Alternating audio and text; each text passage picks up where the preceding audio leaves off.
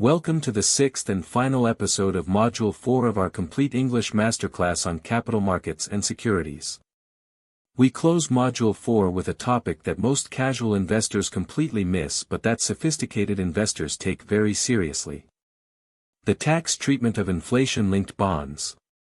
Tax matters because, depending on your account type and jurisdiction, the after-tax return on a linker can be substantially different from the pre-tax return. In some scenarios, the tax wrinkle is so significant that a nominal bond in a taxable account beats a TIPS in the same account, even when the linker's pre-tax economics look better. Understanding the tax mechanics is therefore not optional for any serious linker investor.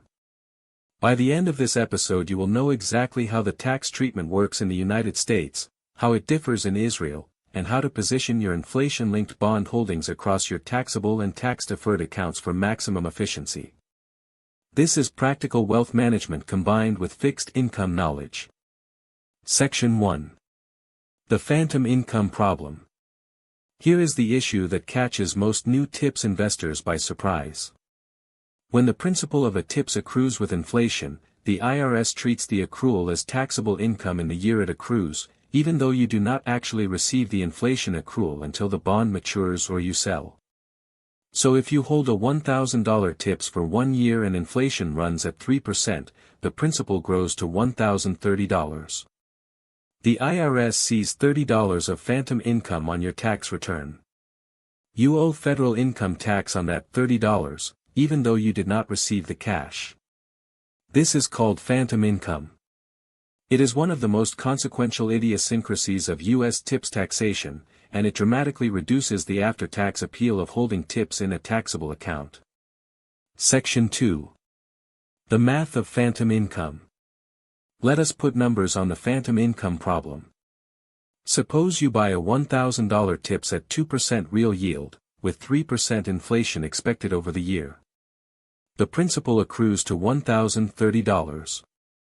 You also receive a real coupon of 2% of $1,030 equals $20.60. So total income, as the IRS sees it, is 30 plus 20.6 equals $50.60. At a 30% federal income tax rate, that is $15.18 of tax owed. But your actual cash received in that year is only $20.60, the coupon. The $30 of inflation accrual is locked into the principal and not paid until maturity. So your after-tax cash flow is 20.6 minus 15.18 equals $5.42. Your effective after-tax real cash yield is only about 1/2%, even though the pre-tax real yield was 2%. The phantom income tax has cut your effective yield in half. Section 3. The solution: hold TIPS in tax-deferred accounts. The clean solution to the phantom income problem is to hold TIPS only in tax-deferred accounts like IRAs, 401k plans, and similar retirement vehicles. In a tax-deferred account, no taxes are paid annually on the accrued phantom income. Instead, all taxes are deferred until you withdraw funds in retirement. By that time, the phantom income has either been spent or is being withdrawn together with the cash, and the tax bite at withdrawal is on the full economic return, not on annual accruals that you never received. This is why standard financial planning advice is: hold TIPS in your IRA, hold municipal bonds in your taxable account, hold ordinary nominal bonds wherever they fit. The accounts have different tax treatments and the bonds have different tax efficiencies. Match the bond to the account. Section 4. The Israeli tax treatment. Israel handles the tax treatment of CPI-linked government bonds differently and somewhat more favorably than the United States. For individual investors holding Israeli government linkers, the inflation accrual portion is typically not separately taxed annually, only the real coupon income and any realized capital gain or loss are taxed. This means the phantom income problem largely does not exist for Israeli individual investors holding Israeli government linkers. Corporate investors face different treatment with more complex rules. The bottom line is that Israeli individuals can hold Israeli linkers in taxable accounts more efficiently than American individuals can hold TIPS in taxable accounts. This is a significant structural difference and explains why Israeli individual investors hold a higher fraction of their bond allocation in linkers than the analogous U.S. investors do. Section 5. The Municipal Bond Comparison. For high tax bracket investors in the United States, an interesting comparison exists between TIPS and municipal bonds. Both are government-issued. Both offer some kind of protection against erosion of value. Municipal bonds offer federal tax exemption on the coupon, and often state and local tax exemption too. TIPS offer protection against unexpected inflation. In a taxable account, a high-bracket investor often finds that a tax-equivalent municipal yield beats the after-tax TIPS yield. But munis offer no inflation protection. So the choice between munis and TIPS in a taxable account becomes a multidimensional optimization. Munis win if you expect stable inflation. TIPS win if you expect inflation surprises and you can place them in a tax-deferred account. Smart investors often hold both in different accounts. Section 6. International linkers and tax efficiency. The tax treatment of inflation-linked bonds varies significantly across countries. UK linkers, France's OAT, Italian BTP, and other European inflation-linked sovereign bonds each have their own national tax rules. Some treat inflation accrual as ordinary income annually, others defer the tax until maturity or sale. For a U.S. investor holding foreign linkers, the tax treatment is generally the worst of both worlds, the foreign country's tax rules plus U.S. taxation on the foreign income. This complexity is a major reason why most U.S. investors stick to U.S. TIPS rather than diversifying across international linkers. For European investors, the tax efficiency of their domestic linkers depends heavily on which country they are taxed in and what type of account they use.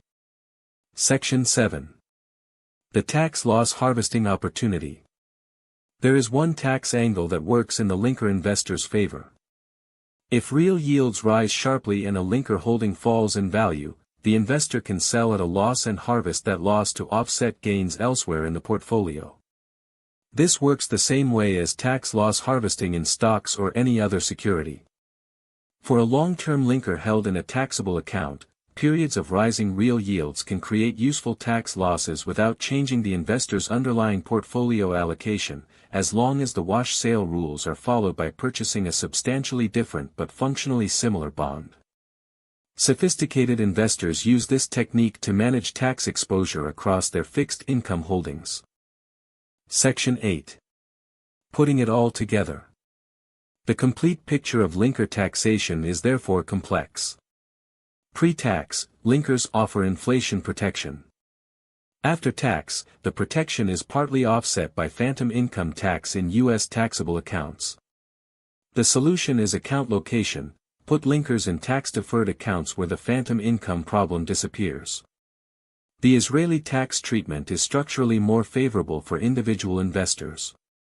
International linkers face complex multi-jurisdiction taxation. And tax loss harvesting can recover some value during periods of rising real yields.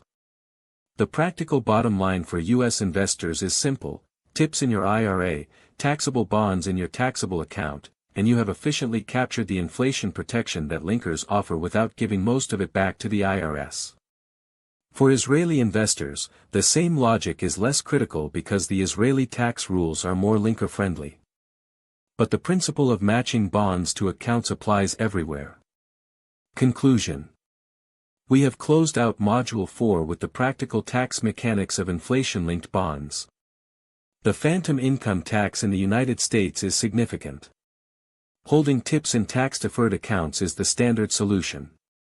Israeli tax treatment is more favorable for individual investors. International linkers face complex multi-jurisdiction tax issues. Tax loss harvesting can recover value during rate spikes.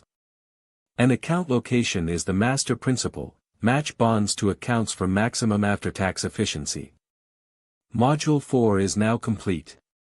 We have covered nominal versus real, how linkers work, pricing, linked versus unlinked, inflation expectations, and tax treatment. In Module 5 we shift gears entirely and study duration and convexity, the mathematics of bond price sensitivity to yield changes. If you found this episode useful, please share it and subscribe to Capital Markets and Securities with Michael for the full 48-episode course.